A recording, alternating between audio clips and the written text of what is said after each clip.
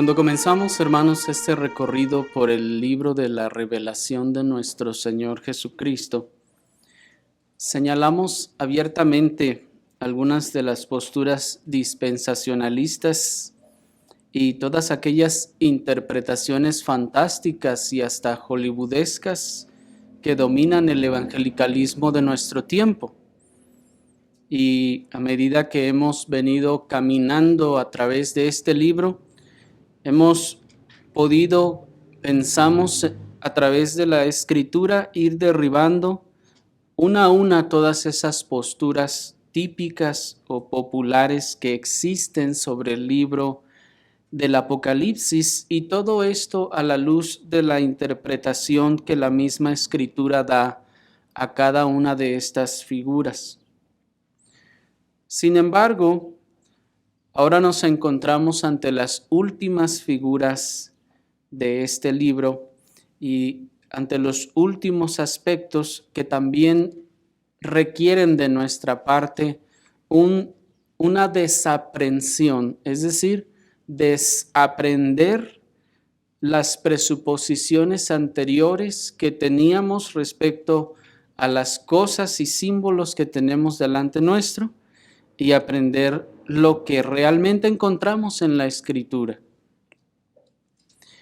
Y el primero de estos aspectos finales que vimos fue precisamente el pasar del primer cielo y la primera tierra, y su transformación en los cielos nuevos y en la tierra nueva, como vimos la ocasión anterior. Y vamos a seguir considerando, hermanos, los demás aspectos y símbolos que se nos revelan acerca de la economía eterna. Acompáñenme, por favor, al libro de la revelación de nuestro Señor Jesucristo en el capítulo 21, en el versículo 3 al 7. El libro de la revelación de nuestro Señor Jesucristo en el capítulo 21, y vamos a leer del versículo 3 al versículo 7. Dice la palabra del Señor: Oí una gran voz del cielo que decía: He aquí el tabernáculo de Dios con los hombres, y Él morará con ellos, y ellos serán su pueblo, y Dios mismo estará con ellos como su Dios. Enjugará Dios toda lágrima de los ojos de ellos, y ya no habrá muerte, ni habrá más llanto, ni clamor, ni dolor, porque las primeras cosas pasaron. Y el que estaba sentado en el trono dijo: He aquí yo hago nuevas todas las cosas. Y me dijo: Escribe, porque estas palabras son fieles y verdaderas. Y me dijo: Hecho está. Yo soy el Alfa y la Omega, el principio y el fin. Al que tuviere sed, yo le daré gratuitamente de la fuente del agua de la vida. El que venciere heredará todas las cosas, y yo seré su Dios, y él será mi hijo. Está ahí. Ustedes habrán notado, hermanos, que en la secuencia que llevamos hemos saltado el versículo 2. Y bueno, lo hemos hecho intencionalmente, hermanos, ya que con la ayuda del Señor lo estaremos abordando la próxima ocasión, ya que el versículo 2 aborda un tema que viene después del versículo 9 en adelante expuesto. Así que esta es la razón por la que comenzamos desde el versículo 3. Vamos entonces a centrarnos en las cosas que se nos dicen a partir del versículo 3. Y la ocasión anterior, cuando vimos acerca del pasar de la primera tierra y el primer cielo, y vimos los cielos nuevos y la tierra nueva, dijimos que íbamos a ver las bendiciones del paraíso. Y en esta oportunidad vamos a tratar de hacer esto con la ayuda del Señor. Vamos a ver algunas de las bendiciones del paraíso y para ello vamos a meditar en esta ocasión en solo dos de las bendiciones principales. Primeramente vamos a ver el tabernáculo de Dios y en segundo lugar vamos a ver el fin de los sufrimientos. Primero vayamos entonces, hermanos, a contemplar el tabernáculo de Dios. Miren el versículo 3. Y oí una gran voz del cielo que decía: He aquí el tabernáculo de Dios con los hombres, y Él morará con ellos, y ellos serán su pueblo, y Dios mismo estará con ellos como su Dios. Para poder comprender, hermanos, de una manera más clara lo que estas palabras nos están enseñando, vamos a hacer un poco de contexto para poder caer a la conclusión de a qué se refiere con el tabernáculo de Dios. Noten que está entre los hombres, el tabernáculo de Dios con los hombres, y Él morará con ellos, y ellos serán su pueblo. Cuando pensamos, hermanos, cómo será la eternidad después del presente siglo, existen dos extremos que dominan el evangelicalismo actual. Por un lado, muchos tienden a tomar una postura muy materialista de lo que será el cielo. Ellos esperan lujosas mansiones de oro y piedras preciosas, así como calles de oro y un mar de cristal o como diamante. Estas personas, cuando piensan entonces en el cielo y en la eternidad, sus mentes tienen posturas muy materiales, es decir, que todas estas mansiones se las imaginan como las conocemos en esta tierra, se imaginan mansiones como las que conocemos, con grandes lujos, incluso algunos piensan que serán de oro y que las calles serán literalmente de oro en el cielo y que tendrán incrustaciones de piedras preciosas. Algunos han incluso pensado que, así como han visto las calles de lo que llaman piedra ahogada, que se echa la base de concreto y luego se echan algunas piedras ahí encima, que algo será parecido, pero que en lugar del concreto será oro y en lugar de las piedras serán piedras preciosas. Y muchos tienen pues en sus mentes esta idea de lo que será el cielo. Y por otro lado está la postura de las cosas intangibles. Muchas personas cuando piensan en el cielo tienden, por el contrario, a tener ideas muy intangibles de lo que será allá. Cuando piensan en eso, piensan en términos etéreos, es decir, de cosas incorpóreas de lo que será el estado eterno. Entre estas posturas, algunos piensan que tal vez estaremos viviendo entre las nubes o entre nubes, algunos tal vez hasta con arpas, allí tocando algunas melodías, y que andaremos por ahí saltando de nube en nube, y otros piensan que el estado eterno será algo como totalmente transparente. Digo transparente en el sentido de que no habrá nada físico, ni corpóreo, ni tangible. Tangible es algo que podemos tocar, algo que podemos mirar y que ocupa un lugar en el espacio. Sin embargo, hermanos, nosotros debemos evitar estos dos extremos para, en su lugar, adoptar una visión bíblica de las cosas eternas y de la esperanza escatológica que tenemos basada en la enseñanza general de la Escritura. Pues ni se trata de que en el cielo habrá literalmente calles de oro, y tampoco se trata de que el estado eterno será como una habitación etérea de almas incorpóreas, todos de manera intangible, haciendo cosas intangibles.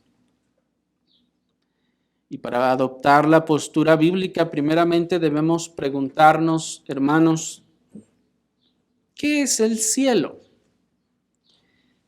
¿Qué es el cielo? Bueno, en base a la enseñanza de 2 Corintios 12:2, se ha reconocido que existen 3 clases de cielo. Primero, se reconoce como definición de cielo a la atmósfera terrestre, esta que nosotros vemos en donde se encuentran nuestras nubes. Se ha definido también como cielo y se le ha dado la categoría de segundo cielo a lo que conocemos como el espacio sideral, donde están todas las estrellas, las galaxias, los planetas. Y existe una tercera denominación de cielo, que es lo que se conoce como el tercer cielo o la morada especial de Dios. De manera que cuando la Escritura nos habla del tercer cielo, nos está hablando de la morada especial de Dios. Y cuando nosotros nos referimos al cielo que esperamos en la eternidad, estamos hablando de el cielo que es la morada especial de Dios. No lo busquen y les voy a pedir que por favor no busquen los versículos que les voy a dar, pues ya se los pasé, ya se los mandé. Y también para que ahorremos tiempo.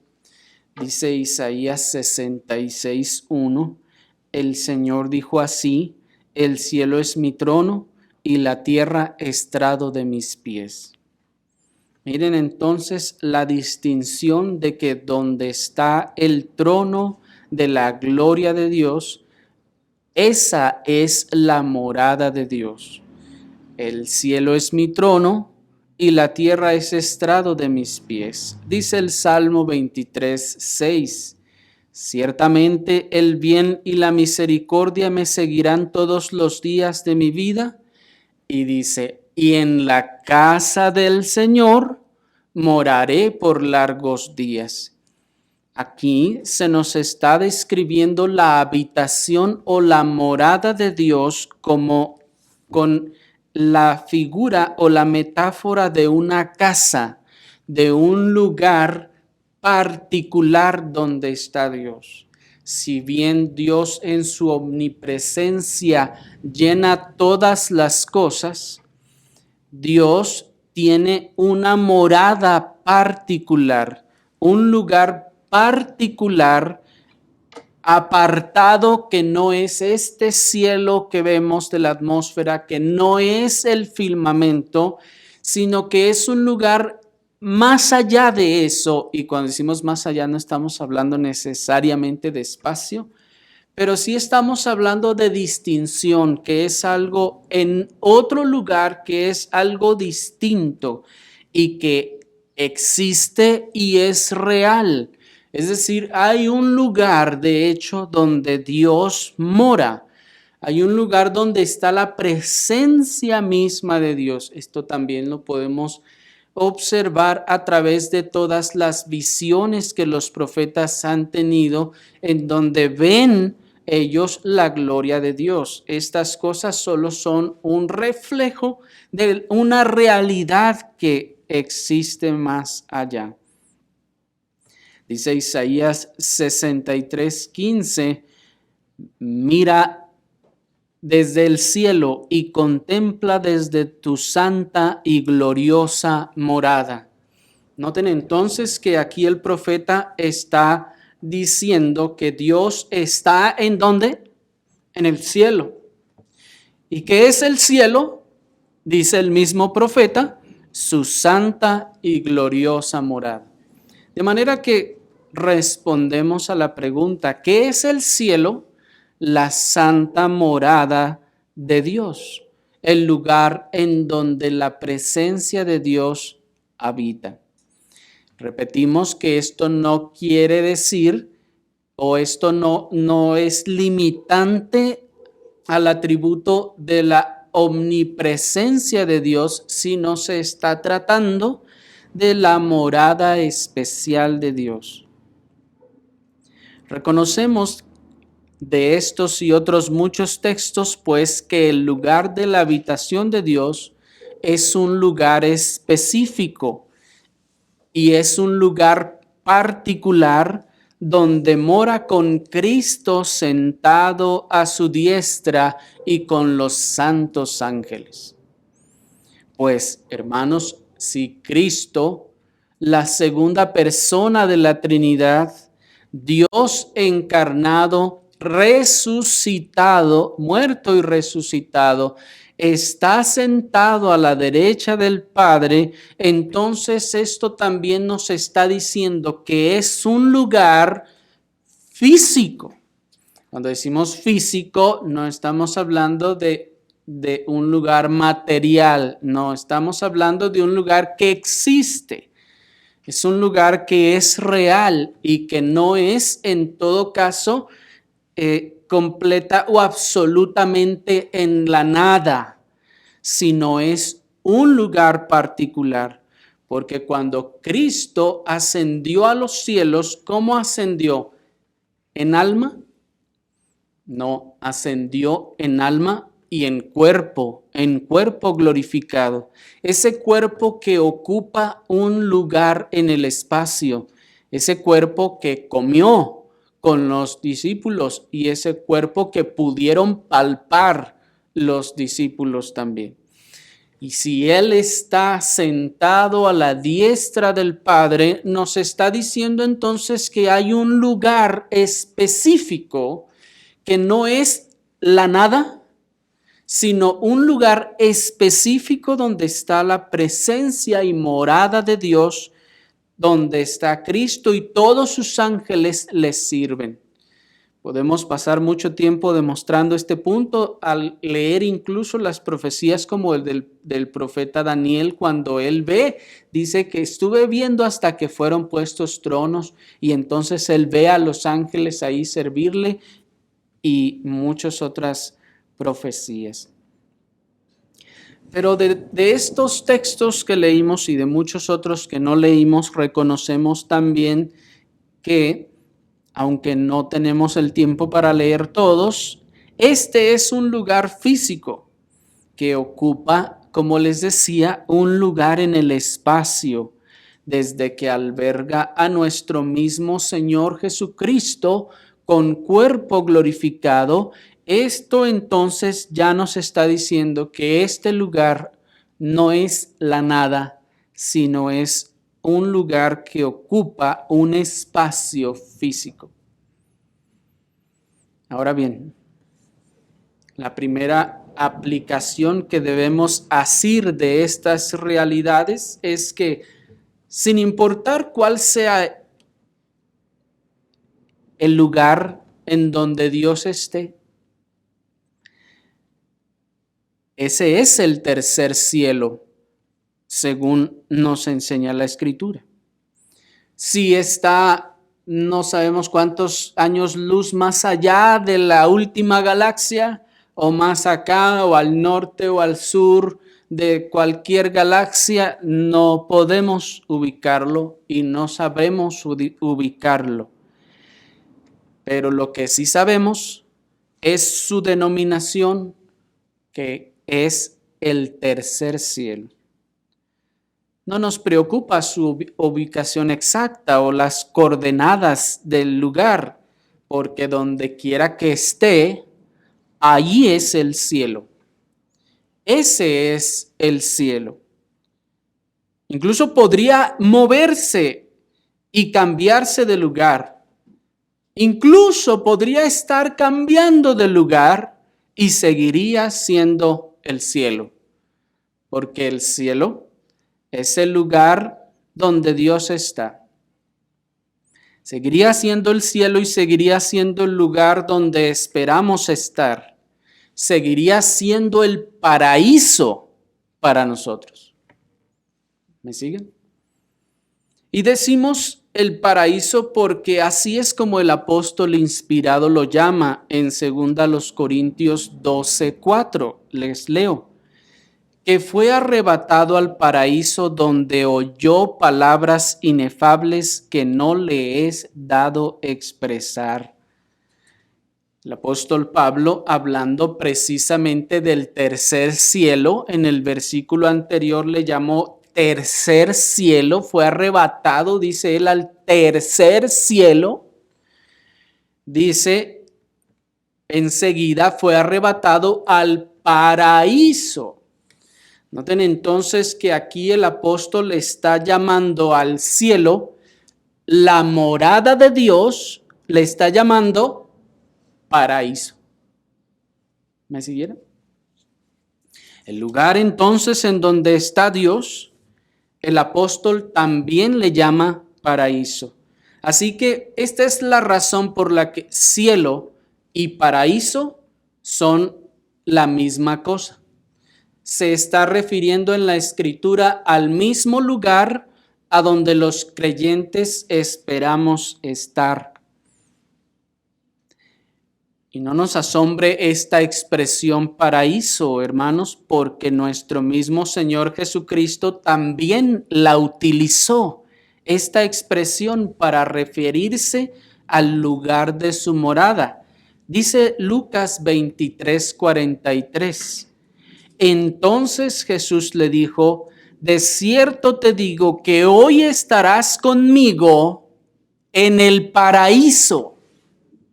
Qué impresionante, hermanos, es la revelación de lo que nuestro Señor Jesucristo está diciendo aquí. Porque, ¿a dónde va nuestro Señor Jesucristo después de resucitar? Al cielo, a la diestra del Padre. Y cuando le dice al ladrón que se arrepintió, que está al lado, le dice, hoy estarás conmigo en el paraíso. Miren, hermanos, qué cosa entonces tan clara, ¿no les parece? Nuestro mismo Señor Jesucristo está asociando el cielo, la morada de Dios, con el paraíso, diciendo ambas cosas son lo mismo. Noten entonces que nuestro Señor Jesucristo está estableciendo esto y está llamando paraíso a la morada misma de Dios. ¿A dónde va Cristo? A la diestra del Padre, donde el Padre mora. ¿Y cómo le llama? Le llama paraíso. Asimismo nos dice también nuestro Señor Jesucristo en Apocalipsis 2:7. Al que venciere, le daré a comer del árbol de la vida, el cual está en medio del paraíso de Dios. Miren entonces, pues, que una vez más, ahora aquí, esta palabra paraíso se está utilizando para asociarla con la morada de Dios. La palabra que se tradujo como paraíso es la palabra griega paradeisos, la cual es una palabra de origen persa que significa jardín. Voy a repetir eso, hermanos. La palabra que se tradujo como paraíso es la palabra griega paradeisos, la cual es una palabra de origen persa que significa jardín. Sí, jardín. El significado de esta palabra, hermanos, ha dado entonces origen a muchas aseveraciones sobre el estado eterno. Y nosotros no nos vamos a meter en todas esas descripciones que muchas personas han querido dar al paraíso en base a esta palabra. pues de ahí también que muchas personas han dicho, sobre todo esas personas que dicen haber ido al cielo, dicen, y estaba ahí unos jardines hermosos y unas flores bellísimas y cuánta cosa. Nosotros, hermanos, no vamos a entrar en esos detalles y no nos vamos a introducir en esa polémica de que si paraíso significa que en la morada de Dios existen todas estas cosas de manera literal o como las conocemos en este primer cielo y esta primera tierra. Sin embargo, lo que nosotros sí debemos reconocer, hermanos, es que esta palabra paraíso ciertamente está señalando directamente al Edén. No nos vamos a atrever a hacer aseveraciones de que el paraíso sea un lugar como lo que nosotros conocemos, con jardines como los que conocemos. Sin embargo, sí vamos a reconocer que esta palabra está señalando directamente al Edén. Y reconocemos dicho señalamiento al Edén como una prueba más de la verdad que demostramos la ocasión anterior acerca del propósito divino de restaurar todas las cosas en el tiempo de la regeneración. ¿Me siguieron? Está pues entonces señalando esa palabra paraíso al Edén. Pensamos que esencial y fundamentalmente para demostrar o comprobar que el propósito divino era precisamente restaurar todas las cosas en el tiempo de la regeneración.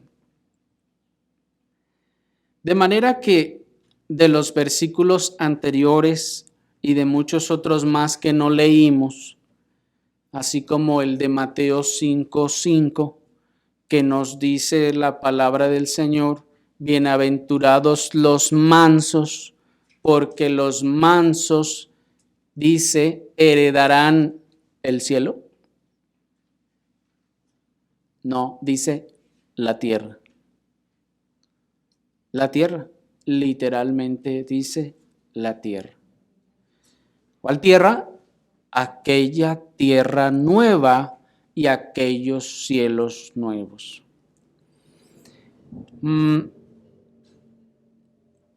Así pues, entonces, esos cielos nuevos y esa tierra nueva que serán producto de la regeneración de la primera tierra y del primer cielo, son efectivamente el paraíso. O serán efectivamente el paraíso. Miren entonces pues cómo esta restauración de todas las cosas establece entonces un paralelo entre el Edén y los cielos nuevos y la tierra nueva.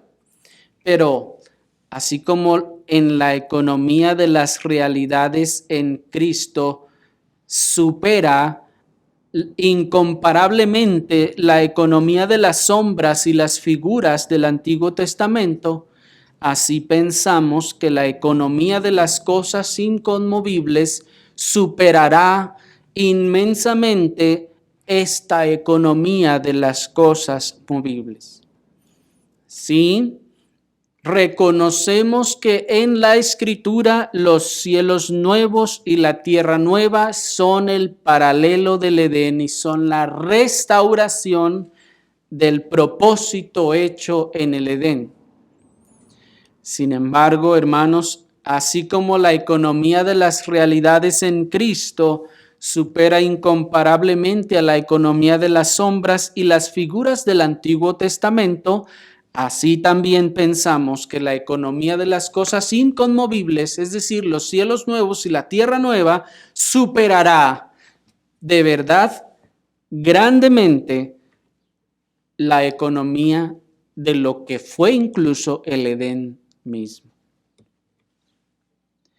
El apóstol Pablo ya nos dijo que las cosas que hay allá son indecibles, es decir, que son tan asombrosas que no existen palabras que puedan describirlas.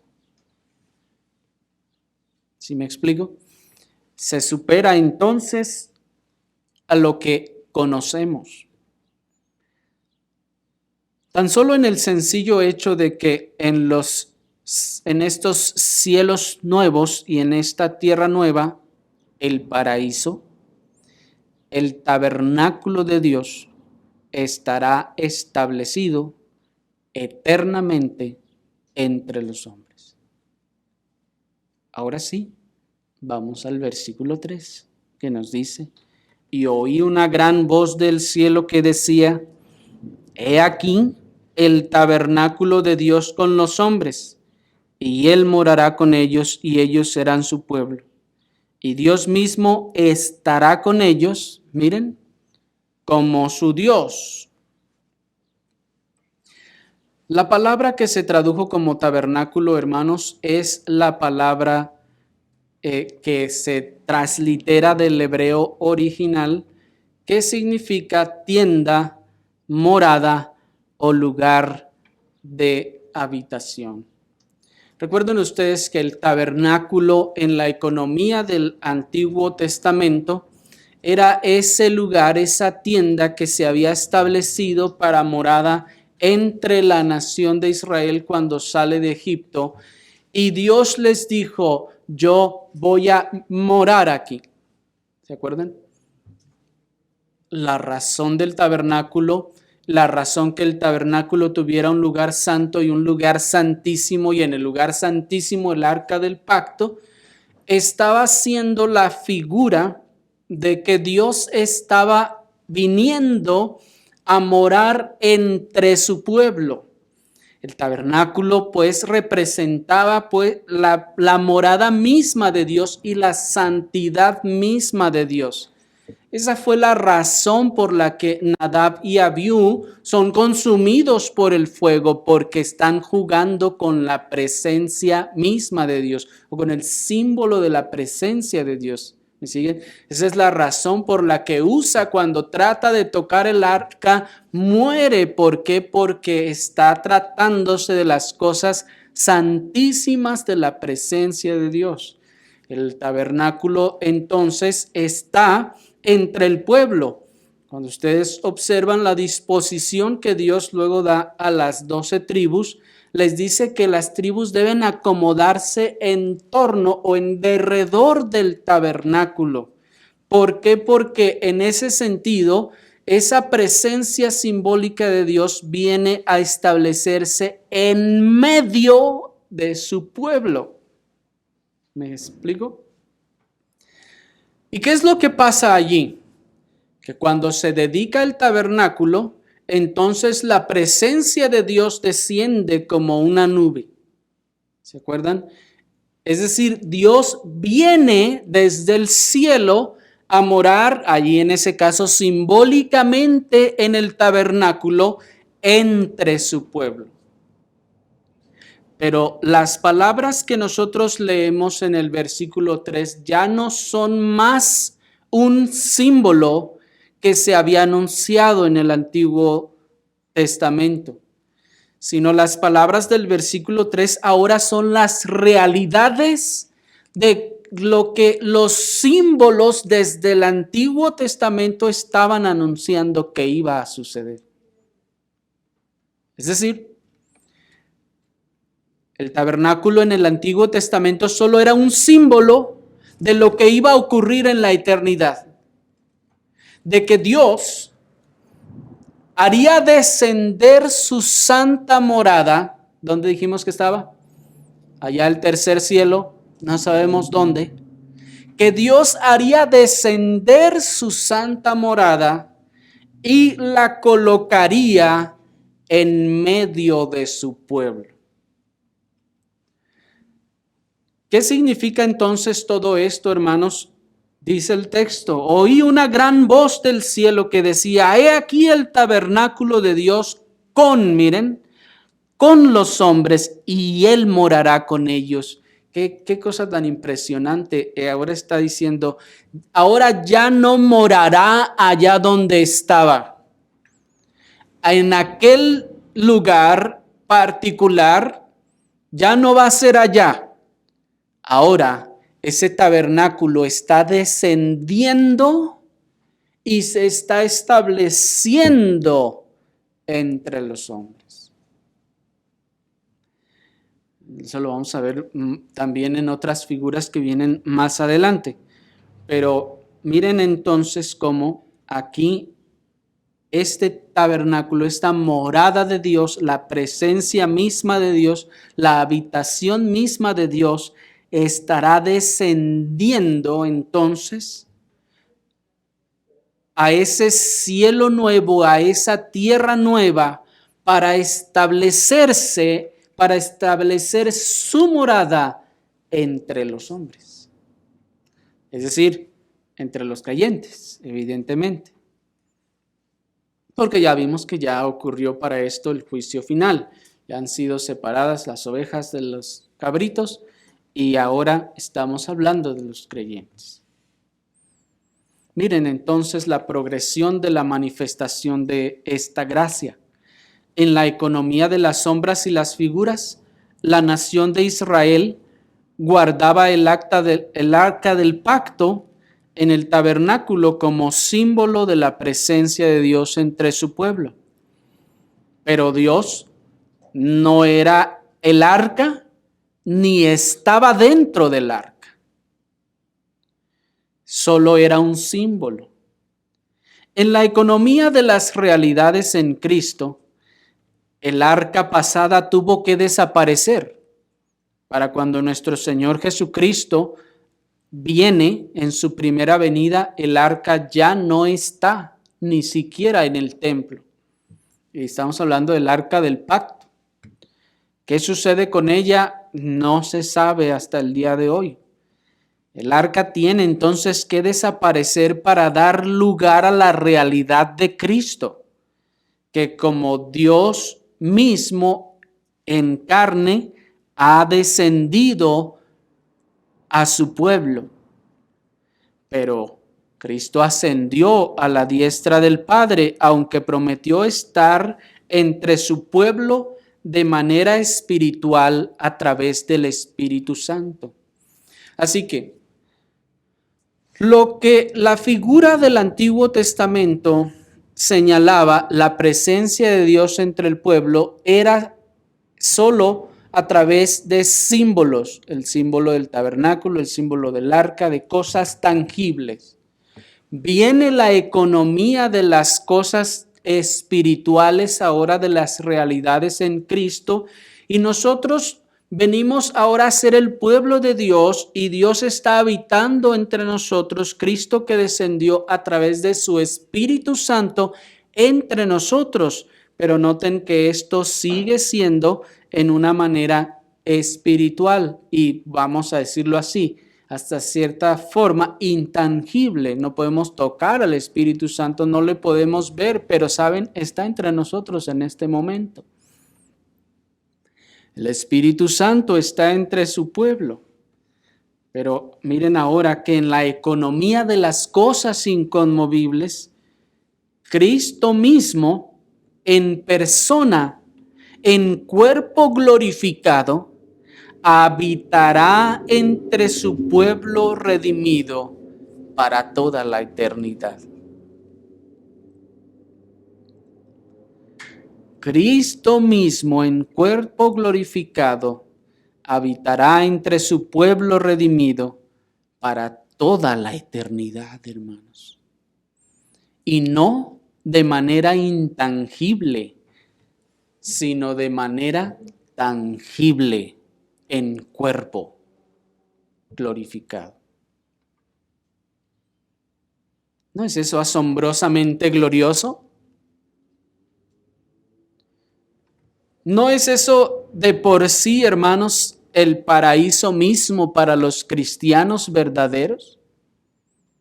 Ese es el paraíso.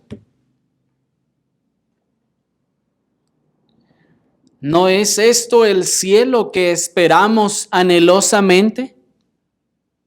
Cristo el Salvador. Sin duda que lo es, hermanos, pues el Espíritu y la esposa dicen, ven, Señor Jesús. Sin duda esto será así entonces, y no en formas incorpóreas ni entre nubes, como muchas veces se tiende a pensar, sino en cuerpos glorificados, dispuestos y acondicionados para la economía de los nuevos cielos y la tierra nueva. Porque no solo Cristo estará en cuerpo glorificado, sino nosotros también. Y esos cuerpos no se pueden fusionar unos con otros. ¿Me explico? De manera que en la adoración, Cristo no se multiplicará, digámoslo así, para estar al lado nuestro y al lado de cada uno y de todos.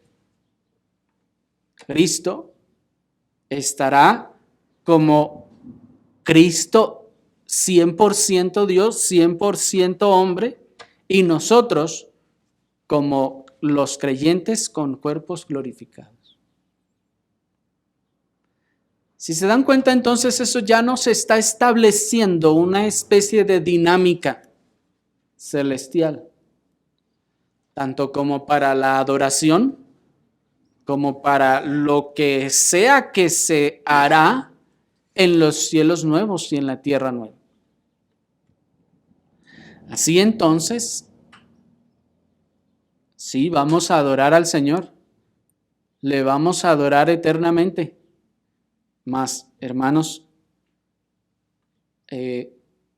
por lo general solíamos tender que íbamos a ser los únicos allí a los pies del Señor, pero dice la Escritura que son millones de millones y millares de millares de creyentes a todo lo largo de la historia. Así que, hermanos, ¿cómo esto será? Les decía al principio de todos estos capítulos, es un desafío esa situación.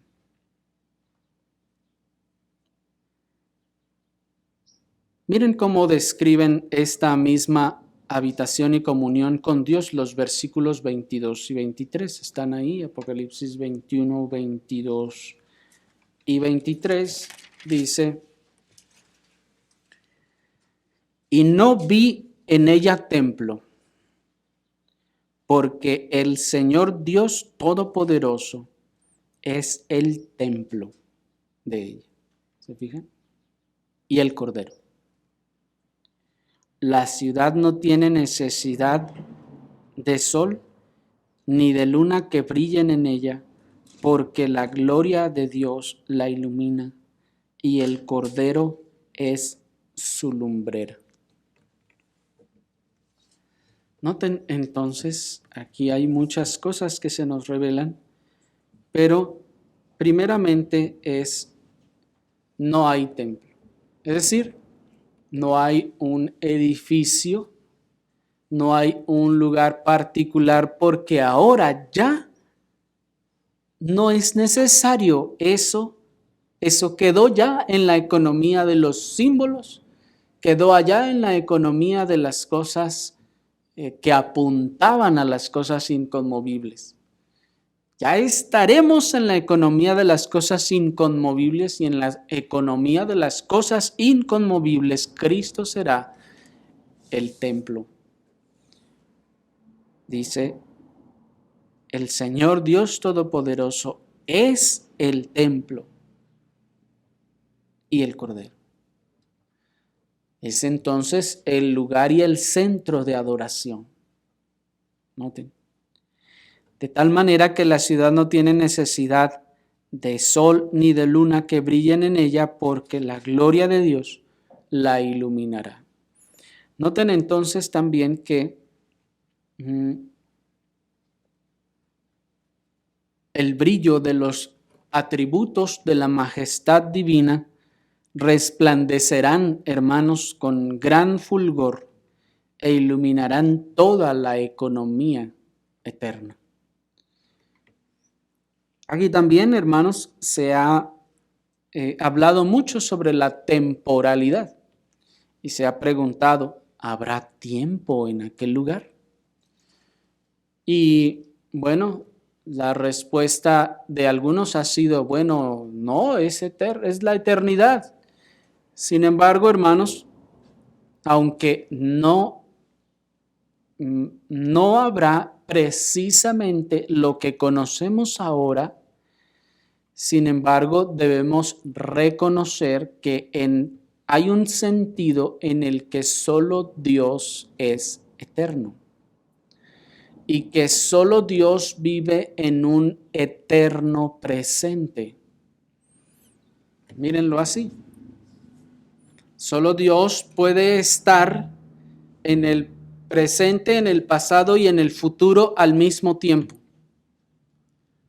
Por eso Dios no está sujeto a la temporalidad y temporalidad en ese sentido.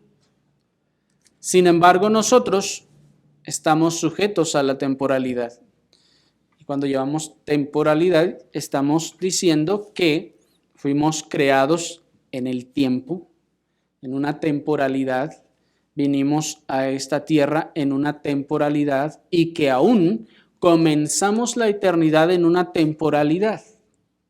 Es decir, nosotros no podremos habitar, aunque sea una eternidad, no podremos habitar el primer minuto, el minuto 1000 y el 5000 al mismo tiempo.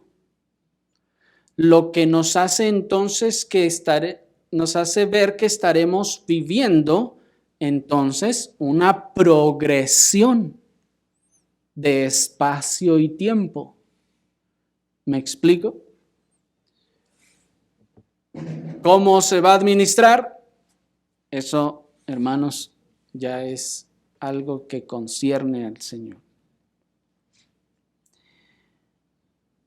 Aquella bendita figura de la presencia de Dios viniendo a morar entre su pueblo en el tabernáculo será una gloriosa realidad, hermanos, en aquellos cielos nuevos y tierra nueva.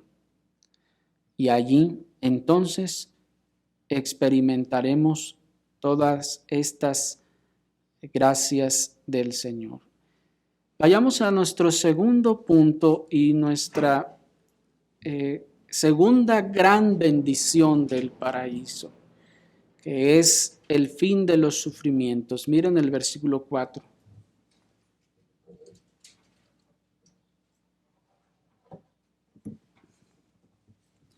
Dice, enjugará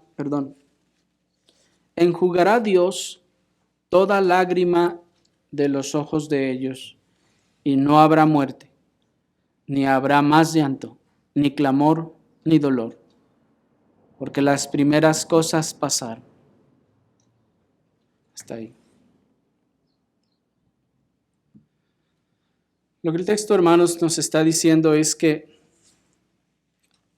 como consecuencia, primeramente, de la presencia de Dios entre su pueblo, entonces no habrá más lamento. Todo el lamento, todo el clamor, todo el dolor y la angustia desaparecerá.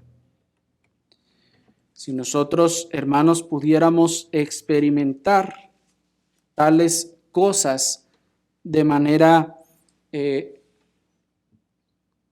digámoslo así, real, y cuando digo real me refiero a así como se experimentará en la eternidad, entonces todas esas cosas se acabarían.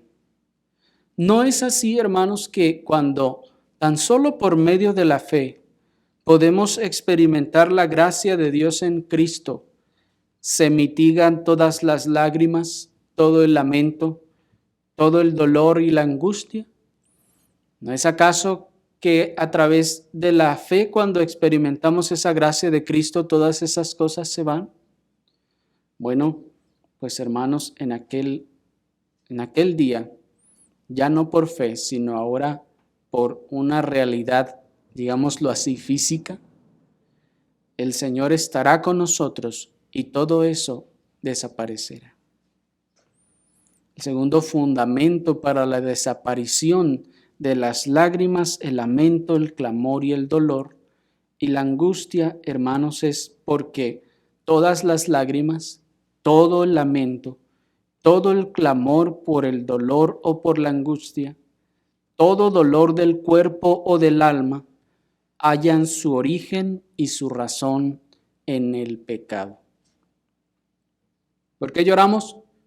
Por el pecado. ¿Por qué lamentamos? Por el pecado. ¿Por qué clamamos por dolor?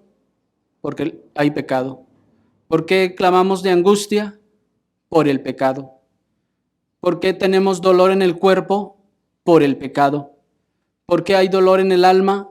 Por el pecado. Piénsenlo. Absolutamente todos esos males vienen por el pecado. Ya sea el pecado nuestro o el del que nos rodean, los que nos rodean.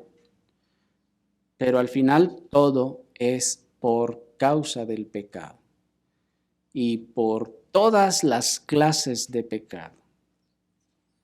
Pero el texto nos dice que las primeras cosas pasaron y esto incluye al pecado mismo. Porque en la economía de las cosas inconmovibles, hermanos, el pecado desaparece. El pecado ya no estará más. En los cuerpos glorificados, hermanos, y en los creyentes ya no habrá la más mínima sombra o vestigio del pecado. El pecado será quitado de en medio y entonces podremos experimentar, hermanos, las cosas más gloriosas del paraíso a causa de que habremos sido libres de la influencia y del dominio y de todo lo que el pecado ejercía. De manera que otra de las inconcebibles bendiciones del paraíso será precisamente que el pecado mismo no existirá allí. Es incomprensible porque jamás podremos tener una idea completa de lo que eso significa. Porque nacimos, vivimos y morimos en y por el pecado. De tal manera que tratar de imaginarnos cómo será nuestra vida sin el pecado, tan solo nuestro cuerpo, hermanos, porque sabemos que todas las decadencias de nuestro cuerpo, incluida la muerte, son a causa del pecado. Quitado el pecado de en medio, no habrá más dolor, ni más defectos, ni ninguna otra cosa.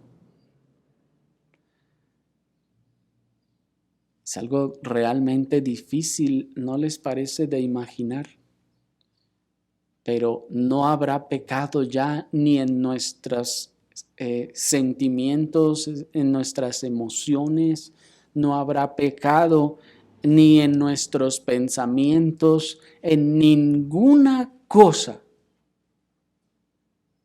El pecado desaparecerá. Seremos librados de nuestro peor enemigo y podremos vivir en completa y plena santidad. ¿No les parece eso asombroso? Seremos librados de nuestro peor enemigo y ese no es el diablo, el pecado en nosotros. Y podremos vivir en completa y plena santidad. No habrá imperfección alguna, ya que no solo el pecado será quitado de en medio, sino que aún más nuestros nuevos cuerpos glorificados no experimentarán más el poder ni los efectos de la caída en el pecado. Por eso no habrá dolencia, por eso ya no habrá más llanto, por eso no habrá ya más cansancio, por eso no habrá ya más falencias, por eso ya no habrá más estados de ánimo, ni de desaliento, ni de cansancio, ni de nada, absolutamente nada. Algunos teólogos mencionan en base a la escritura que nos dice que allá no habrá noche, que estos cuerpos, hermanos, podrán trabajar y moverse por milenios sin necesidad de descansar.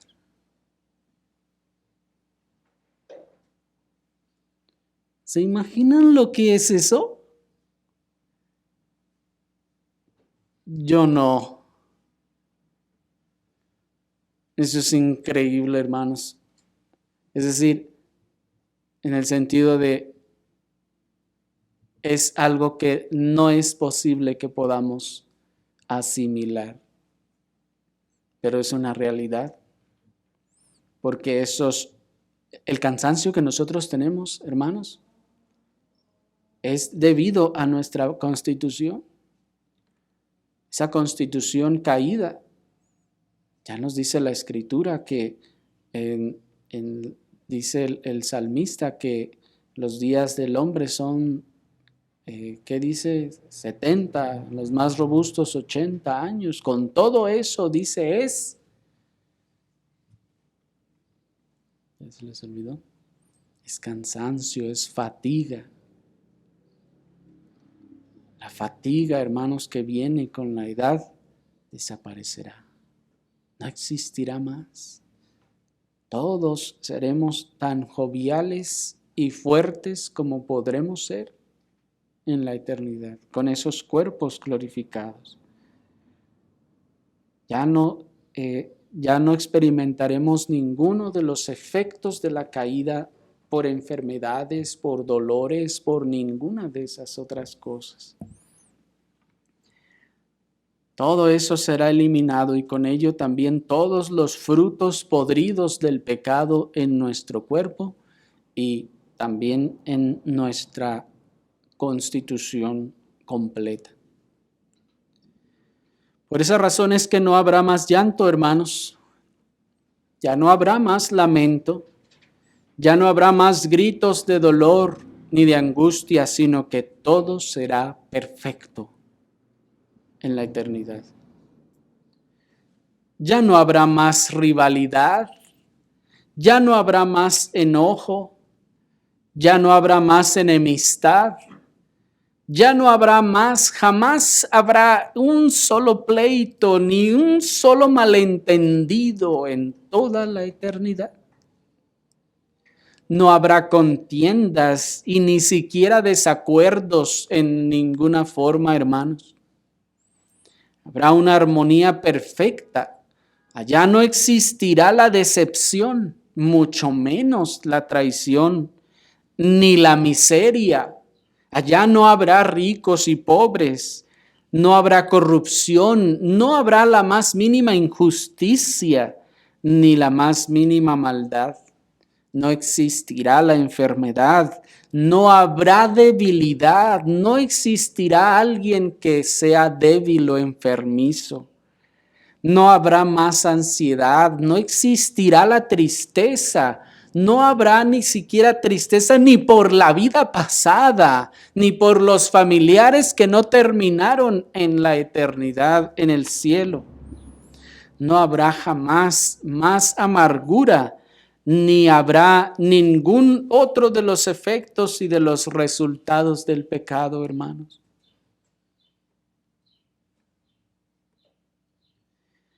Dice el puritano Edward Whelan, cito, ahora no tenemos ni una dracma, ni un escrúpulo, solo un grano de felicidad comparado con una onza, una libra comparada con una tonelada de pesadez. Ahora tenemos solo una gota de gozo para un océano de penas, un momento de sosiego para un siglo de dolor. Pero entonces tendremos un solaz interminable sin dolor, la verdadera felicidad sin pesadez, la mayor medida de felicidad sin la menor miseria, la medida más plena de gozo que pueda haber sin mezcla alguna de aflicción. Aquí, pues, como nos advierte San Gregorio el teólogo, hemos de soltar nuestras pesadas cargas de sufrimientos y endulzar nuestras copas amargas de penas en la meditación continua y en la expectativa constante de la plenitud del goce de la presencia de Dios y el placer a su diestra para siempre. Termina la cita.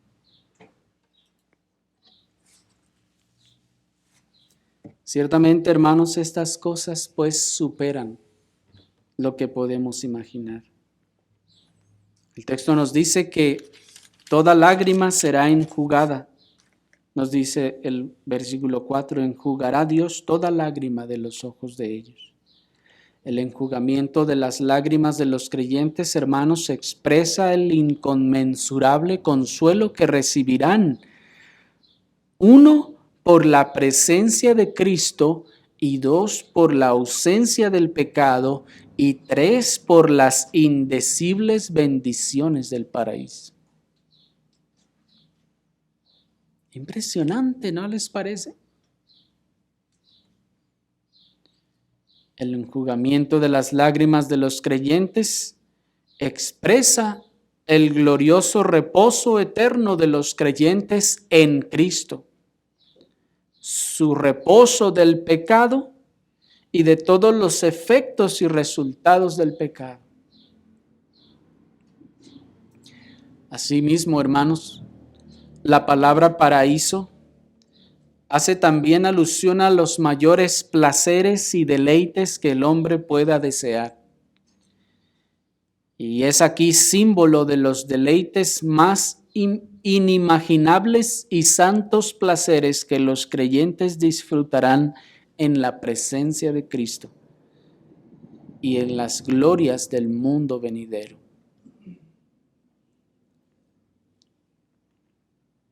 Pero continuaremos describiendo algunas de estas cosas a medida que se nos vayan revelando, hermanos, en los versículos subsiguientes de este capítulo y del capítulo siguiente.